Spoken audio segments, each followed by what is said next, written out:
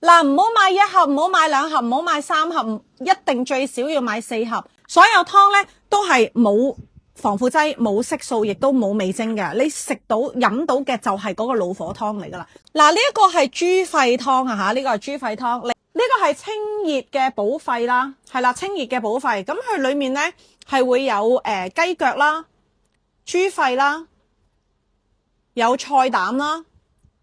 有豬脊骨啦，有薑啦，蜜棗、南北杏、羅漢果嘅，係啦，哇，成塊肺片啊！你睇下，肺係勁難煲噶，你睇下，我而家係成個匙羹咧都係豬肺啊，勁腍啊個豬肺，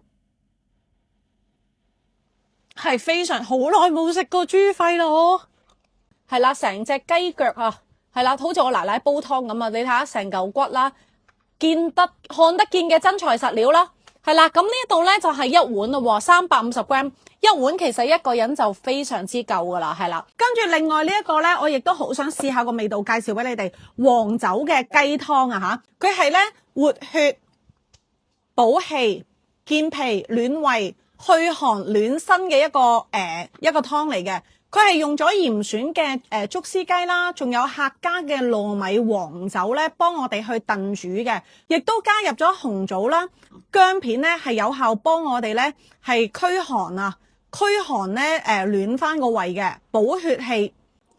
飲完好暖嘅呢個。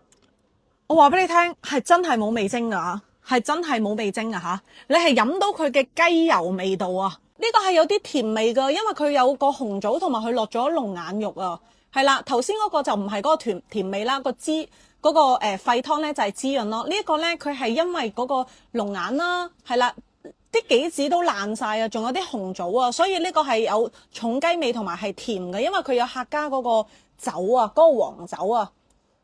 其實你5款你都可以買，然之後偏向你中意嘅。一家大細都啱飲嘅，平時冇時間煲湯，煲一煲湯要成200蚊嘅，咁你就可以飲呢一個啦，真材實料啊吓！